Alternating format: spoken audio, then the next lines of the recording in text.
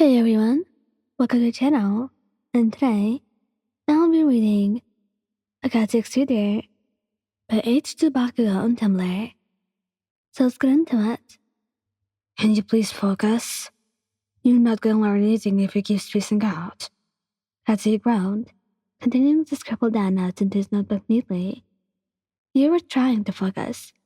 Keyword, trying. Little things kept turning your focus, like the sound the clock was making. The small ticking noise happening every second. You wiggled your pencil between your fingers, anxiously rereading over the question. You would read it 1,000 times, it seems, and it was not getting any easier to understand. You were bored, and Katsuki's yelling at you was not helping. Yeah, I'm sorry about that, you said quietly, trying to ignore the urge to yell him back. You couldn't tell that you were losing focus. Maybe if this history worksheet was a bit less wordy, it would be alright. But before you could reread the question for the 1,000th time, you took interest in Katsuki's collection of all-white figures, which you had been sworn to secrecy about. Katsuki's eyes twitched as he noticed your head moved, and your eyes moved away from the paper. He let out a long growl and slammed his hands onto the table. Pay attention. It's not that hard. He was losing his patience with you. Everything was fine until it came to his decisions. He had never been this angry at you before, but you were wasting his time if you were not going to pay attention. Your head snapped back to Katsuki, a feeling of guilt washing over you. What did you get for number 5? He asked monotonously. You looked down at your paper. On the 1,003rd time, it finally seemed to click. Oh, well, it's obvious the guy was a controlling leader. So his people killed him. You answered, a small feeling of relief washing over you. Katsuki sighed and accepted your short response. Was that so hard? He mumbled. You looked down at your lap and began moving your leg, sitting crisscross. Your right leg was now moving up and down.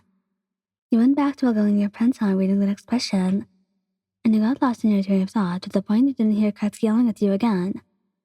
Focus. He slammed his hands down on the table again, but this was enough to make you snap out of it and bring tears to your eyes. I'm sorry. He apologized. Katsuki softened slightly when he noticed a tear roll down your cheek. I'm sorry I can't help, I can't focus. You groaned, grabbing your things and standing up. Hey, wait up, Ryan. No. Go spend your time with someone useful who can pay attention. You slammed the door on your way out. You made it back to your dorm and sat on your bed. You had struggled with ADHD for as long as you could remember. Focusing in school was hard. Paying attention was hard. I'd even gotten in trouble for trying to control your fidgeting. You'd always end up moving a leg or a pencil in your fingers. But hearing all of that stuff from your boyfriend, Katsuki, the guy you loved, it hurt on a whole other level. How did your study session with Ryan go? Kaminari asked, devouring another bite of his food. She kept losing focus. It was annoying. Katsuki left out the fact that he had made you upset. He didn't really think it was anyone's business what happened between you and him behind closed doors. Especially not Kaminari. Oh, dude. That's a little harsh, don't you think? Hiroshima chimed in. What was I supposed to do? Katsuki groaned. Did you yell at her for not paying attention? Min asked, very falling on the rest of Bakaswat's faces. Yeah? Ain't gonna waste my time for her to just sit and stare at walls and shit. Katsuki was getting fed up with all these questions. Bro. Sarah looked upset. I gotta say, that's a little messed up. Kaminari added, and Katsuki was now utterly confused. What am I missing? Katsuki raised his voice. He felt tense. Something just was not right. She has ADHD, dude. Kaminari spoke, and Katsuki's face turned of color. He had royally screwed up. Don't tell me you... I didn't know. Katsuki mumbled. You owe her an apology. Mina stated, going into mum mode. He nodded and shoved his hands in his pockets. his appetite disappearing. It'll be alright. You didn't know, but you still talked to her about that. And apologize. Yeah, you missed a big time, bro. Sarah. Sorry. Catching up another at her arm, Matt pulled back, and he saw you. He engulfed you in a hug. I'm sorry. He apologized.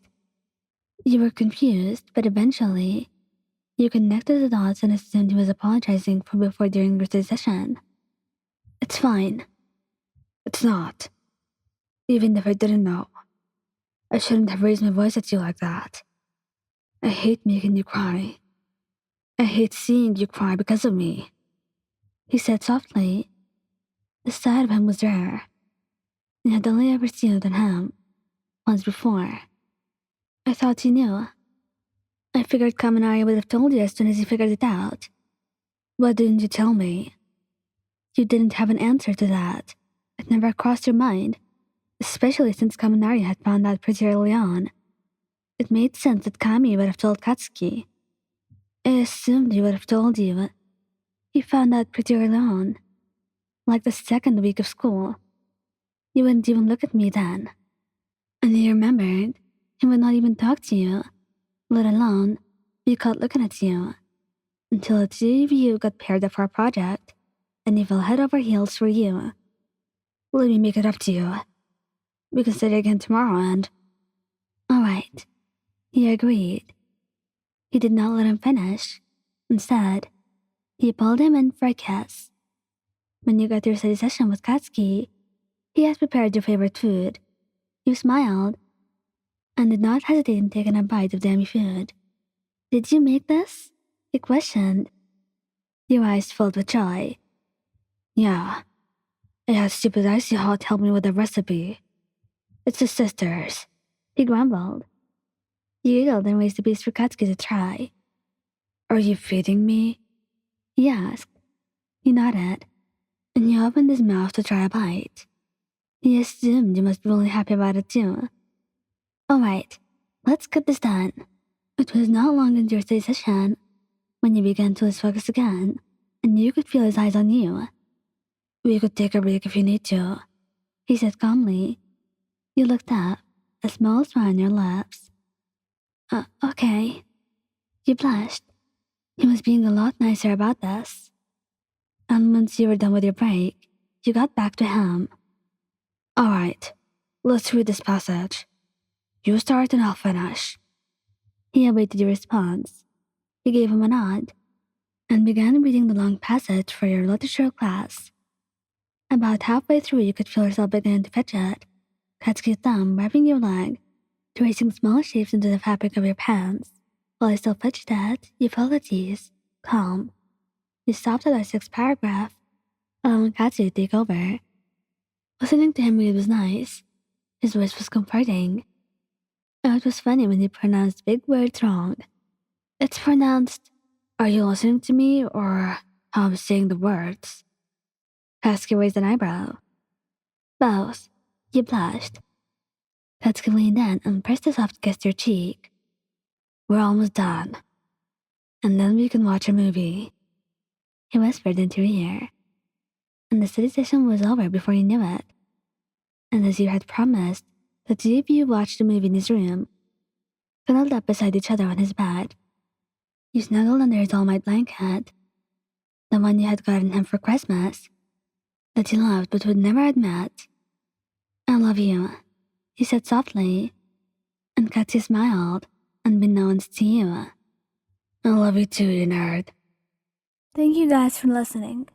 Don't forget to like, subscribe, and comment. I hope you enjoyed listening to this as much as I did making it. Anyway, goodbye.